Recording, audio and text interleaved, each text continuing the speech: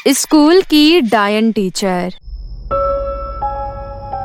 एक बार की बात है, मंजुला गांव में एक बहुत ही ज्यादा अच्छा स्कूल था, जिस स्कूल में बहुत ही ज्यादा अच्छी शिक्षा दी जाती थी। गांव के सभी लोग अपने बच्चों को इस स्कूल में शिक्षा प्राप्त करवाना चाहते थे। थोड़ी फीस ज्यादा थी, इसलिए गांव के अमीर घरानों के बच्चे ही इस स्कूल में पढ़ने जाते थे। ऐसे ही समय बीत रहा था।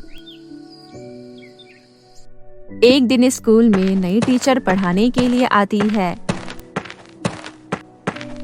अरे यार, हमारे स्कूल में जो नई टीचर आई है वो इस स्कूल के लिए नई नहीं है। वो तो इस स्कूल की पुरानी ही टीचर है। कुछ सालों के लिए वो शहर पढ़ाने के लिए चली गई थी और वो दोबारा से इस स्कूल में पढ़ाने आई है। और मैंने तो ये भी सुना है वो बहुत ही ज्यादा खड़ूस है, बहुत ही ज्यादा स्ट्रिक्ट है, बच्चों को मारती है अगर कोई उनकी बात नहीं सुनता तो।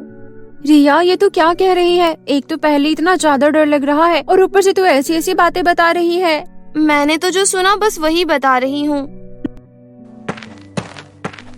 गुड मॉर्निंग बच्चों, सिट डाउन। तो मैं यहाँ कविता मैम की जगह आई हूँ। मैं आप सभी को पहले ही बता देती हूँ, मैं इस स्कूल के लिए नई टीचर नहीं हूँ। मैं पहले इस स्कूल में पढ़ा चुकी हूँ। सभी बच्चे मेरी बात कान खोलकर सुनो। मुझे अपनी क्लास में शोर बिल्कुल भी पसंद नहीं, और अगर किसी ने मेरी बात नहीं मानी तो उसे मैं पनिशमेंट देती हूँ, और वो पनिशमेंट बहुत ही ज्यादा खतरनाक होती है। इसलिए मेरे सामने जरा संभल कर ही रहना और अच्छे से पढ़ाई करना, अंडरस्टैंड? चलो बुक निकालो और पढ़ाई करो। रिहाना मैम ऐसा कहकर फोन पर बात करने लगती है। किसी भी स्टूडेंट्स को पढ़ाती नहीं और बच्चे अपने आप ही पढ़ाई कर रहे थे। ऐसे ही 4 दिन तक चलता रहा। रिहाना मैम क्लास में आती, फोन पर गप्पे लड़ाने लगती, बच्चों को पढ़ाती नहीं, और अगर कोई बच्चा शोर करता तो उसकी पिटाई अलग से करती। आखिर प्रिंसिपल मैम ने ऐसे टीचर को क्यों रखा? पढ़ाती तो कुछ नहीं है, जब देखो शांत हो जाओ बच्चों, शांत हो जाओ बच्चों ऐसे करती रहती है जैसे कितना पढ़ा रही हो। अरे कोमल, चुप हो जा। अगर हम दोनों को बात करते हुए सुन लिया इसने तो हमारी कोई गलती भी नहीं होगी, फिर भी हमारी पिटाई करेंगी। ये कौन है क्लास के अंदर जो बातें कर रहा है? मेरी पिटाई से डर नहीं लगता? कौन है जो बात कर रहा है? मैम, रिया और कोमल दोनों बातें कर रही हैं। ओह अच्छा, तो तुम दोनों बातें कर रही हो। मैंने कितनी बार मना किया है कि मेरी क्लास में कोई बात नहीं करेगा, शोर नहीं मचाएगा, लेकिन तुम्हें एक बार में बात समझ में नहीं आती। तुम दोनों यहाँ आओ, तुम्हें तो मैं अभी सबक सिखाती हूँ। क्या जरूरत थी हमारी शिकायत करने की? सॉरी यार, भूल गई थी कि ये टीचर कितनी खतरनाक है। सॉरी, आज के बाद कभी शिकायत नहीं करूँगी। श्वेता रिया और कोमल से सॉरी बोलती है। रिया और कोमल रिहाना मैम के पास जाती हैं और रिहाना मैम दोनों को एक एक कर जोर से थप्पड़ मारती है। बेचारी दोनों, उनकी कोई गलती भी नहीं थी और वो चुपचाप अपने डेस्क पर आकर दोबारा से पढ़ाई करने बैठ जाती है। ऐसे ही कुछ दिन बीत जाते हैं। एक दिन रिहाना मैम सभी टीचर्स के साथ लंच करने बैठती है और वो जैसे ही अपना लंच बॉक्स खोलती है तो उनकी चीख निकल जाती है। नहीं नहीं नहीं, ऐसा नहीं हो सकता। मेरे लंच बॉक्स में ये क्या है? रिहाना मैम, क्या हुआ? आपने अपने लंच बॉक्स में ऐसा क्या देख लिया जो आपने इतनी जोर से चीख मारी? आप इतनी ज्यादा क्यों घबरा रही हैं? आखिर आपने अपने लंच बॉक्स में ऐसा क्या देख लिया? मैं तो आज आलू के पराठे लेकर आई थी, लेकिन उसके अंदर आलू के पराठे नहीं बल्कि किसी का कटा हुआ हाथ है। ये देखो। रिहाना मैम, लगता है आपने कोई डरावना सपना देखा है, तभी आप ऐसी बहकी बहकी बातें कर रही हैं। आपकी नींद नहीं पूरी हो रही है क्या? आप आलू के पराठे ही तो लेकर आई हैं। मैंने इसके अंदर कटा हुआ हाथ ही तो देखा था। अचानक से आलू के पराठे कैसे बन गए? हो सकता है कि मुझे धोखा हुआ हो। तुम ठीक कह रही हो, मेरी नींद पूरी नहीं हुई, मुझे छुट्टी लेकर जाना होगा। रिहाना मैम बहुत ही ज्यादा घबरा जाती है और वह स्कूल से छुट्टी लेकर घर चली जाती है। अगले दिन वो दोबारा से स्कूल में पढ़ाने आती है और वो जैसे ही पानी पीने के लिए अपनी पानी की बोतल खोलती है तो पानी की बोतल में पानी होने की जगह लाल लाल खून था, जिसे देखकर वो पूरी तरह से घबरा जाती है। खून?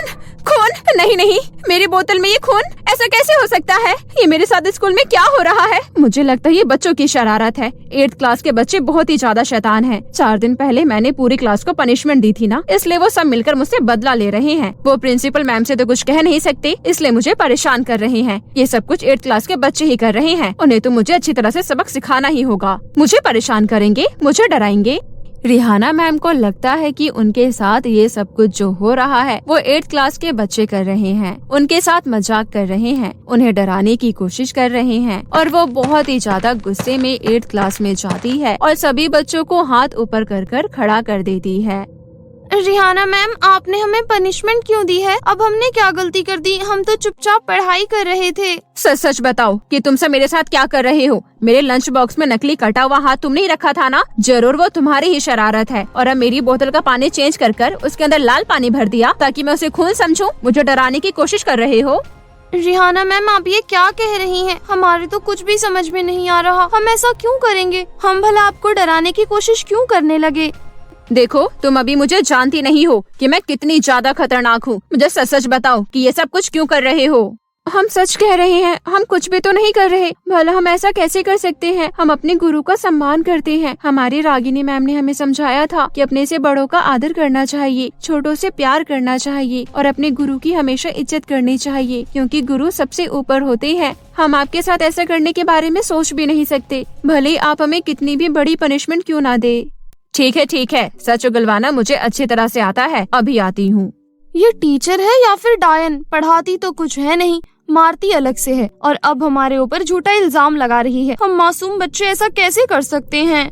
सभी बच्चे बहुत ही ज्यादा डर रहे थे, क्योंकि उन्हें पता था कि अब रिहाना मैम उन्हें सजा देने वाली है। रिहाना मैम सभी बच्चों को सजा देने के लिए रस्सी ढूंढ रही थी और वो रस्सी ढूंढते ढूंढते रूम नंबर 33 में पहुंच जाती है, जो इतने सालों से बंद था। उन्हें वहां पर रस्सी मिल जाती है और वो रस्सी लेकर जैसे ही बाहर निकलने की कोशिश करती है, तभी दरवाजा लॉक हो जाता है।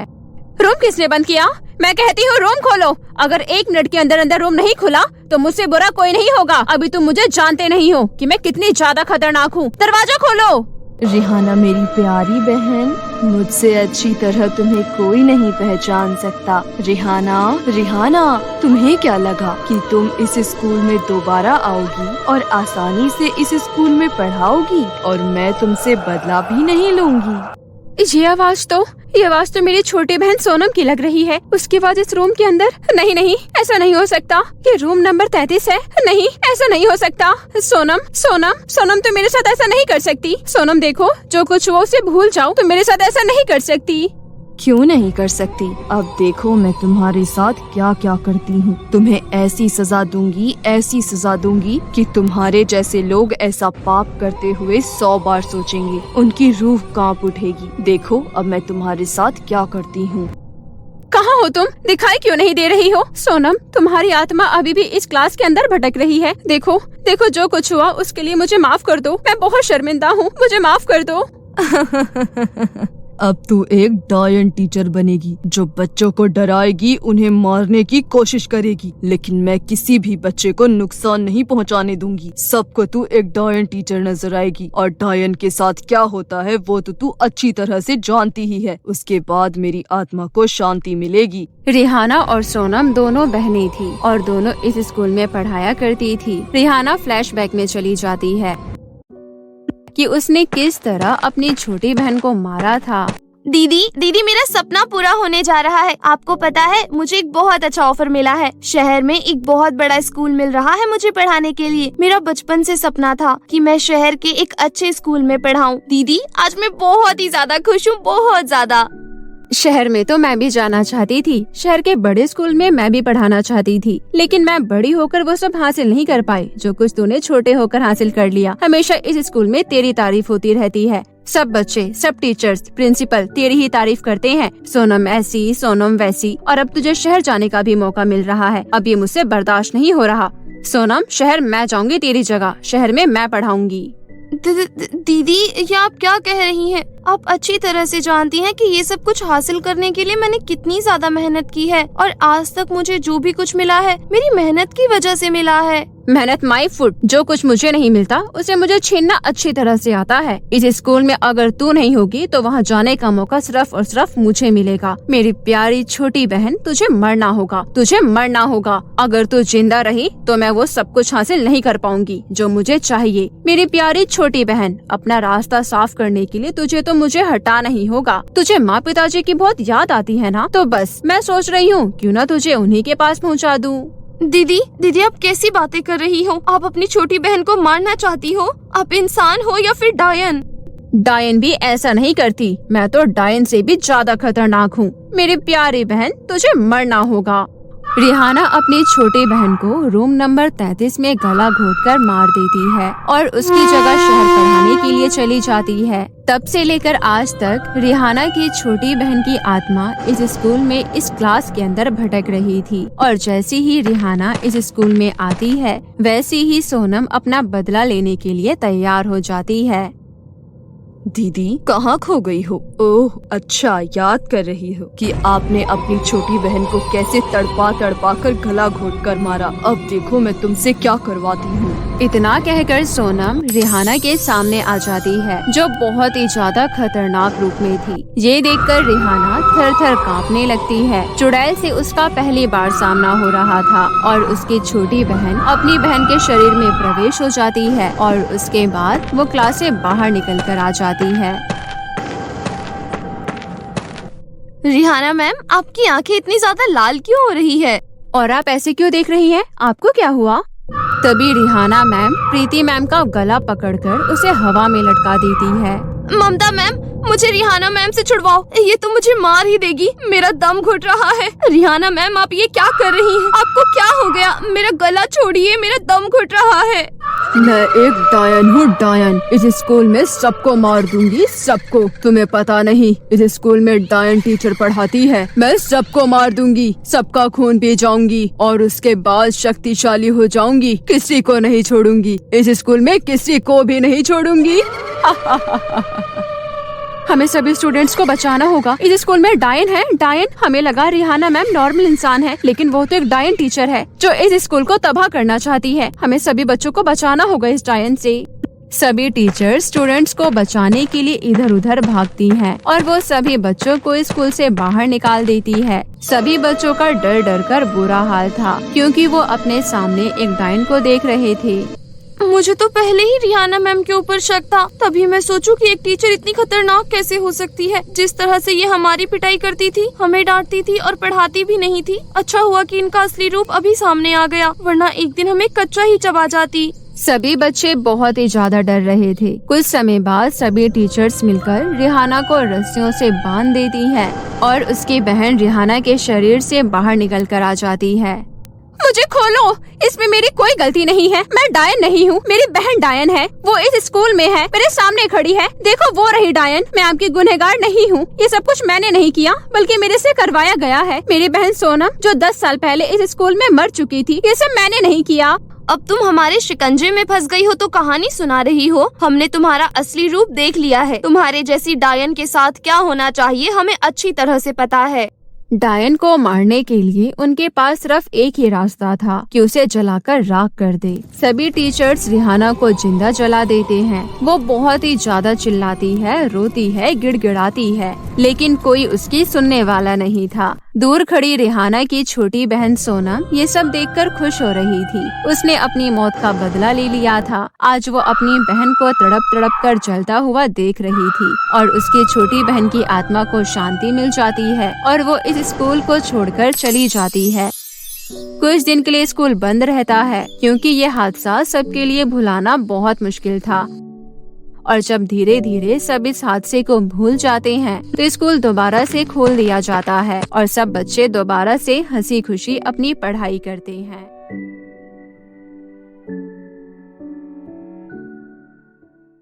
सागरपुर नाम का एक गांव था। वहाँ एक चुड़ैल रहा करती थी। गांव के जंगल में एक गुफा थी जहाँ पर चुड़ैल ने अपना घर बना लिया था। वो अक्सर लंबी नींद सो जाया करती थी और महीने में सिर्फ 4-5 दिन के लिए ही गुफा से निकलती थी शिकार के लिए। एक दिन चुड़ैल पूरे 2 हफ्ते बाद नींद से सोकर उठती है। आहा, इस बार तो बड़ी अच्छी नींद आई। चलो अब जरा गांव में घूम लिया जाए। चलकर देखें तो कि आखिर क्या चल रहा है बाहर। चुड़ैल गांव में टहलने के लिए निकल जाती है। टहलते टहलते वो देखती है कि गांव में काफी सन्नाटा फैला हुआ था, जैसे मानो वहाँ कोई हो ही ना। अरे रे, ये क्या हो रहा है? यहाँ पर तो कोई दिख ही नहीं रहा। आखिर सब कहाँ है?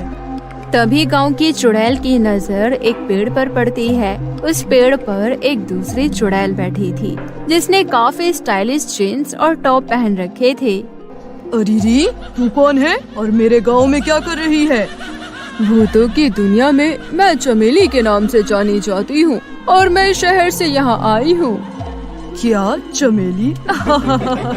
बड़ा ही बचकाना नाम है। ये सभी गांव वाले कहाँ गए? सब मुझसे डर कर अपने अपने घरों में छिपे हुए हैं। चमेली पेड़ पर लटके लटके अंगूर खा रही थी। अपनी बात कहने के बाद शीला अंगूर का बचा हुआ गुच्छा गांव की चुड़ैल पर फेंक देती है। तेरी हिम्मत कैसे हुई? तू मेरे ही एरिया में मुझसे ही बदतमीजी कर रही है। बस बहुत हो गया, चल निकल यहाँ से। क्या तेरी जगह? पर मैं तो पिछले 1 हफ्ते से भटक भटक कर यहाँ के लोगों को खा रही हूँ। तब तो नहीं दिखी तू मुझे। अरे तो क्या हुआ? मैं तो बस अपनी गुफा में सो रही थी, तो क्या कोई भी आकर मेरी जगह ले लेगा? देखो, ये सब मुझे नहीं पता। अब तो मैं यहीं रहूंगी। हाँ, मगर यहाँ पर कुछ दिक्कतें हैं। यहाँ के घरों में तो एसी भी नहीं है। मुझे तो बहुत गर्मी लगती है। ओहो, और यहाँ तो मच्छर भी बहुत है। गांव की चुड़ैल को ये सब सुनकर बड़ा गुस्सा आता है। उसे लगता है जैसे उसकी जगह कोई और ले रहा है। वो मन में सोचती है, नहीं, अगर ऐसा ही चलता रहा तो इस शहर से आई चुड़ैल की वजह से मुझे अपना गांव छोड़ना पड़ेगा। नहीं तो मुझे कुछ करना ही पड़ेगा। गांव की चुड़ैल चमेली से कहती है, सुन, अगर तू अभी के अभी यहाँ से नहीं निकली तो मैं तुझे मार डालूंगी। तू और मुझे मारेगी? पर वो कैसे? मुझे तो तू काफी कमजोर लगती है और मैं एक देहाती चुड़ैल से नहीं हार सकती। ये मेरी इज्जत का सवाल है। वापस शहर जाऊंगी तो बाकी भूत चुड़ैलों को क्या मुंह दिखाऊंगी। तो ठीक है, चल फिर हो जाए एक मुकाबला। जो जीता वही इस गांव में रहेगा। यहाँ के लोगों को अपना शिकार बनाएगा और जो हारेगा वो दुम दबाकर वापस भागेगा, और वो भी बिना कोई नाटक किए। ठीक है, मंजूर है। तो फिर हमें खेल खेलेंगे। जिसने भी गांव वालों को ढूंढ ढूंढ कर सबसे पहले 3 लोगों को मार दिया वही जीतेगा। जरूर, क्यों नहीं। तो हम ये मुकाबला कल शुरू करेंगे ताकि गांव वालों को इसके बारे में पता न चले। अभी जाकर कहीं छुप जा। ठीक है, टाटा देहाती चुड़ैल। वैसे भी तेरा इस गांव में ये आखिरी दिन होने वाला है। गांव की चुड़ैल ये सुनकर बड़बड़ाती हुई अपने गुफा में चली जाती है। पर दोनों चुड़ैलों की बातें पंकज नाम का एक लड़का सुन रहा था। वो ये सब सुनकर डर जाता है। अरे, अगर ऐसा ही चलता रहा तो फिर कल हमारे गांव के कई लोग मारे जाएंगे। ये चुड़ैल आपस में लड़ रही हैं और इससे नुकसान हमारा होगा। कुछ ऐसा करना होगा जिससे ये दोनों चुड़ैल ही इस गांव से भाग जाएं। जल्दी से चलकर सबको ये सारी बातें बताता हूँ। पंकज कुछ देर सोचने के बाद अपने 2 दोस्त राहुल और सौरभ को अपने घर बुलाता है। क्या हुआ पंकज, तूने हमें घर क्यों बुलाया? तुझे पता नहीं क्या, आजकल गांव में शहर से आई चुड़ैल घूम रही है और बाहर बहुत खतरा है इस समय। हाँ, मेरी दादी ने भी घर जल्दी आने को कहा है। तू जल्दी बता तुझे क्या काम है और फिर मैं अपने घर जाऊँ। अरे, तुम लोगों को पता है कि गांव में एक नहीं बल्कि 2 चुड़ैल हैं। एक जो शहर से आई है और एक जो गांव में हमेशा से रह रही है, और उनके बीच आज बहस हो रही थी। मैंने उनकी सारी बहस सुन ली। कल वो दोनों लोगों को मारकर खाने का एक मुकाबला करेंगी जिसमें कई गांव वालों की जान जा सकती है। क्या? तो अब क्या करें? हमें जल्द से गांव वालों को यहाँ से जाने को कहना चाहिए। नहीं, ये कोई हल नहीं है। कल तक गांव खाली करना नामुमकिन है और सब इसके लिए तैयार भी नहीं होंगे। हमें कुछ ऐसा करना होगा जिससे लाठी भी न टूटे और सांप भी मर जाए। क्या सांप? पर हमें तो चुड़ैल को भगाना है ना। सांप बीच में कहाँ से आ गया भैया अब? अरे तू चुप कर राहुल, बस हमारी बात ध्यान से सुन। पंकज सौरभ और राहुल को अपना सारा प्लान अच्छे से समझा देता है। पर ये सब तो काफी खतरनाक है यार। बस एक गलती और हमारी जान भी जा सकती है। नहीं, मुझे तो सोच कर ही डर लग रहा है। चुप हो जा सौरभ, और जैसा जैसा पंकज कहता है वैसा वैसा कर। हाँ, तो राहुल और सौरभ, पूरा गांव हमें नाकारा और बेवकूफ समझता है। उन्हें हमसे कोई भी उम्मीद नहीं है। उन्हें लगता है कि हम लोग धरती पर बोझ हैं। अब सिर्फ ये दोनों चुड़ैल ही हमारी आखिरी उम्मीद है। इनकी मदद से हम पूरे गांव में मशहूर हो सकते हैं और उन्हें ये यकीन दिला सकते हैं कि हम बेवकूफ नहीं बल्कि समझदार हैं। वाह पंकज, क्या बात बोली तूने। मैं तेरा साथ जरूर दूंगा, भले इन सब में मेरी जान ही क्यों ना चली जाए। ठीक है, फिर मैं भी तुम दोनों का साथ दूंगा। उम्मीद करता हूँ कि गांव वाले हमारा ये बलिदान हमेशा याद रखेंगे। अगले दिन प्लान के मुताबिक पंकज, राहुल और सौरभ तीनों सुबह जल्दी ही उठकर सभी घरों के बाहर से ताला लगा देते हैं, जिससे सब लोग अपने अपने घरों के अंदर कैद हो जाते हैं। सभी लोग अपने अपने घरों के अंदर से चिल्लाते हैं, अरे निकम्मो, ये क्या नाटक कर रहे हो सुबह सुबह? हम सबको अंदर कैद क्यों कर दिया? मार मांग रहे हो क्या? अरे चाचा जी, आपको नहीं पता, हम तो आपकी जान बचा रहे हैं। चलो एक काम तो हो गया, अब कोई भी गांव वाला अपने घर से बाहर नहीं निकल पाएगा, इससे इन सबकी जान सुरक्षित है। हाँ, अभी तो ये लोग हम पर चिल्ला रहे हैं, लेकिन जब इन्हें पता चलेगा कि हमने इनकी जान बचाई है तब ये हमें शाबाशियाँ देंगे। चलो अब हम भी छुप जाते हैं, वो दोनों चुड़ैल आती ही होंगी। फिर राहुल, सौरभ और पंकज तीनों एक पुराने घर में छुपकर चुड़ैलों के आने का इंतजार करने लगते हैं। थोड़ी देर में शहर की चुड़ैल शिकार के लिए निकलती है। शहर की चुड़ैल गांव भर में लोगों को ढूंढती है, पर उसे कोई भी नजर नहीं आता। जल्दी जल्दी से मैं जाकर 3 लोगों को मार के खाती हूँ, लेकिन अभी वो गवार चुड़ैल तो सो रही होगी। जब तक वो उठेगी तब तक मैं अपना काम पूरा भी कर लूंगी और फिर उसे टाटा बाय बाय कह दूंगी। शहर की चुड़ैल गांव भर में लोगों को ढूंढती है, पर उसे कोई भी नजर नहीं आता। ये सब क्या हो रहा है? कोई भी नजर क्यों नहीं आ रहा मुझे? चलो चलकर सबके घरों में देखती हूँ कि आखिर माजरा क्या है। शहर की चुड़ैल देखती है कि लोग अपने अपने घरों में बंद थे और किसी ने बाहर से ताला लगा दिया था। अरे ये सब किसने किया? अब मैं क्या करूँ? ओह, मेरे लिए तो अच्छा ही है। जैसे मुझे गांव में कोई भी नजर नहीं आया, वैसे ही उस गवार चुड़ैल को भी लगेगा कि गांव में कोई भी नहीं है। अब वो मेरी तरह स्मार्ट तो नहीं है जो वो सच जान पाए। हाँ, पहले चलकर उसे बेवकूफ बनाती हूँ और फिर आराम से आकर इन लोगों को खाऊंगी। ये सब तो वैसे भी कैद है, तो ये कहीं भाग भी नहीं पाएंगे। ये क्या बात है? आज कोई भी गांव वाला नजर क्यों नहीं आ रहा है? शहर की चुड़ैल ने मौके का फायदा उठाया और गांव की चुड़ैल से कहा, नजर कैसे आएगा? मैंने सबको खा जो लिया है। क्या सबको खा लिया? अरे ऐसे कैसे हो सकता है? भला तू सबको एक साथ कैसे खा सकती है? अरे तेरा हाजमा खराब होगा, मेरा पेट तो बहुत मजबूत है। मैं तो एक साथ 150 इंसानों को खा ही सकती हूँ। और जब एक बार मैंने लोगों को खाना शुरू किया तो मुझसे रहा ही नहीं गया और मैंने सबको खा लिया। क्या? लेकिन ये तो तूने गलत किया। हमारे बीच में तो केवल 3 लोगों को खाने की बात हुई थी। अब क्या, जब इस गांव में लोग ही नहीं बचे तो मैं यहाँ रुककर क्या करूँगी? इतना कहकर गांव के चुड़ैल गांव को छोड़कर चली जाती है। पीछे से शहर से आई चुड़ैल काफी खुश होती है। आखिर थी तो ये गांव की गवार चुड़ैल ही ना। इसे छुटकारा पाना कितना आसान था। इतनी जल्दी ये मेरी बातों में आ गई और मेरे जाल में फंस गई। अब चलती हूँ और चलकर मजे से गांव के लोगों को खाती हूँ। मैं तो थक गई रे बाबा। चुड़ैल वापस गांव जाती है और देखती है कि सभी घरों के ताले टूटे हुए हैं और कोई भी नजर नहीं आ रहा था। अरे ये क्या हुआ? ये सब लोग अचानक से कहाँ गायब हो गए? अभी तक तो सब अपने घरों में कैद थे और बाहर से ताला भी लगा हुआ था।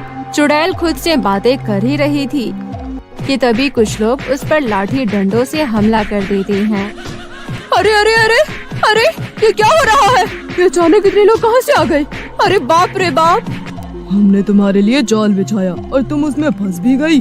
अभी तक इन लोगों को हम ही ने घरों के अंदर कैद कर रखा था ताकि तुम पहले उस चुड़ैल को हमारे रास्ते से हटा दो और फिर तुमसे तो अब हम निपट ही लेंगे।